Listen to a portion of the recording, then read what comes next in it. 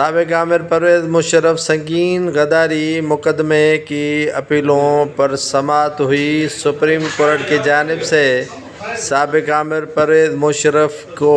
خصوصی عدالت کی جانب سے سزائے موت دیے جانے والے فیصلے کو برقرار رکھتے ہوئے سابق عامر پرویز مشرف کی تمام اپیلیں سپریم کورٹ کی جانب سے خارج کر دی گئیں۔ خصوصی عدالت کی جانب سے سابق عامر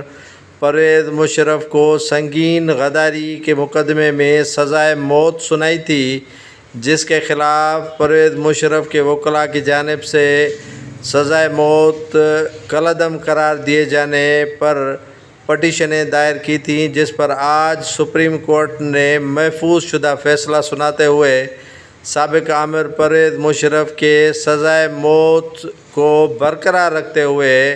خصوصی عدالت کو جو کالعدم قرار دیا گیا تھا انہیں بھی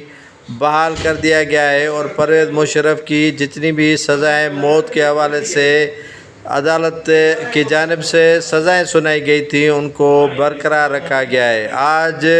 عدالتی فیصلے کے وقت پرویز مشرف کا کوئی بھی وکیل شامل نہیں